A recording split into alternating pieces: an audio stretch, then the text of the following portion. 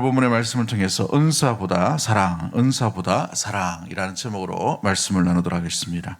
내가 좋아하고 추구하는 것과 또 옆에 있는 이웃과 함께 공동체에게 유익이 되는 것이 함께 동일하게 이렇게 같이 나간다면 얼마나 좋은 방향일까요?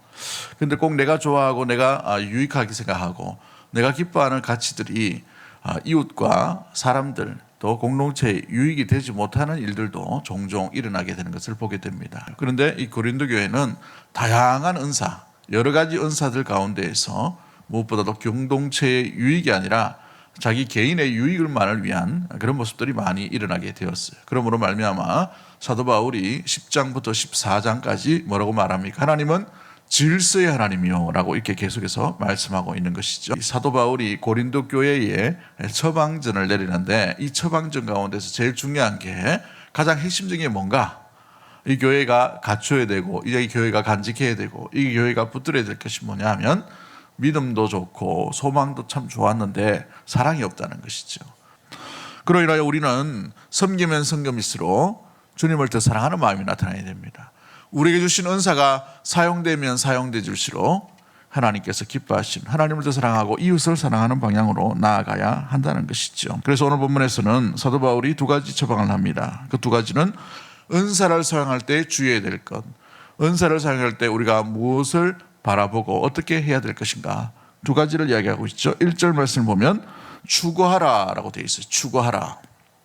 그리고 12절 말씀을 보면 세우고 기도하라, 덕을 세우기 위해 기도하라 라고 이렇게 되어 있습니다. 그러므로 오늘 본문에서 우리가 은사보다 사랑을 이야기하고 은사 가운데 우리가 쓰임받을 때 가장 중요한 것은 추구해야 될 것을 추구해야 되고 교회의 유익과 덕을 세우기 위해 날마다 기도하는 모습들로 온전히 나아가야 한다는 것이죠. 사랑을 추구하라 라고 되어 있습니다. 그래서 고린도전서 14장은 13장의 핵심과 같은 일들을 다시 한번 정리해 주는 것입니다. 사랑이 제일인데 왜 사랑이 제일이 되는가? 우리가 이 은사를 사용할 때 무엇을 위해 써야 되는가? 우리가 봉사를 하거나 우리가 어떤 하나님께 주신 달란트를 어떤 방향으로 나가야 되는가? 사랑이 목적이 되어야 된다는 거예요. 사랑이 목적이 된다. 사랑이 목적이 되지 못하는 은사, 사랑이 목적이 되지 못하는 헌신, 사랑이 목적이 되지 못하는 믿음, 사랑이 목적이 되지 못하는 봉사와 여러 가지의 돌봄과 구제는 아무런 소용이 없다는 것이죠. 은사의 목적은 바로 그래서 공동체를 세워가는 방향인가 그렇지 않는가를 항상 점검해 봐야 됩니다. 내 지식이 내 것이라고 해서 내게 받은 하나님께서 주신 은사라고 해서 그것을 사용할 때 나를 위해 사용하면 안 된다는 거예요. 항상 이 목적은 목적대로 써야 되는데 공동체에 유익이 되는가 안 되는가 항상 점검해야 될 이유가 뭐냐면 이건 나를 위해서 쓰는가? 나만을 위해 쓰는가? 이게 점검이 되는 것이 바로 공동체에 유익되게 쓰는가? 유익되지 않게 쓰는가? 로마서 14장 18절 말씀에도 어떻게 되어 있습니까? 로마서 14장 18절 말씀에도 그리스도를 섬기는 자는 하나님을 기쁘시게 하며 사람에게도 칭찬을 받느니라. 그러므로 우리가 화평의 일과 서로 덕을 세우는 일을 힘쓰나니 라고 되어 있어요. 어떤 일을 힘쓴다고요?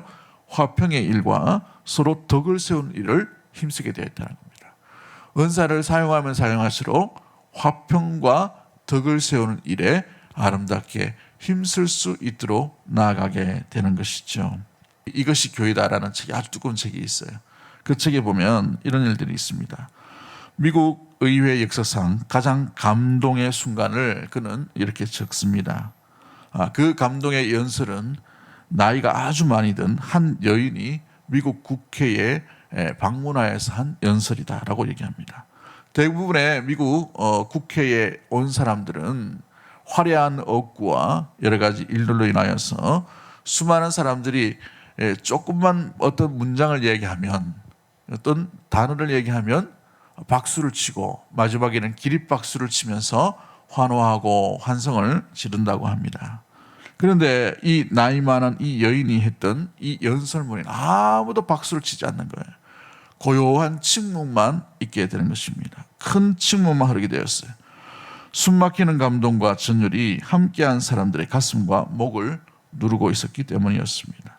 그들은 박수칠 여유조차도 없었던 것이죠. 그 연설문의 마지막으로 던진 한마디 때문이었습니다.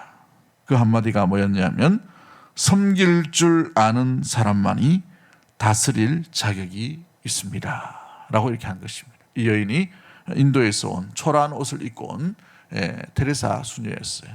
오늘 우리에게 주신 은사, 오늘 우리에게 맡기신 그 은사를 통해 우리 교회가 드러나고 우리 스스로가 드러나고 우리가 자랑하는 것이 아니라 우리 안에 계신 성령님, 우리 안에 계신 예수 그리스도께서 드러남으로 말미암아 우리는 단지 우리에게 주신 그 목적대로 사랑의 방법, 그 목적을 추구하면서 공동체의 유익과 아름답게 이웃을 세워나가는 아름다운 방향으로 나아가야 될 줄 믿습니다.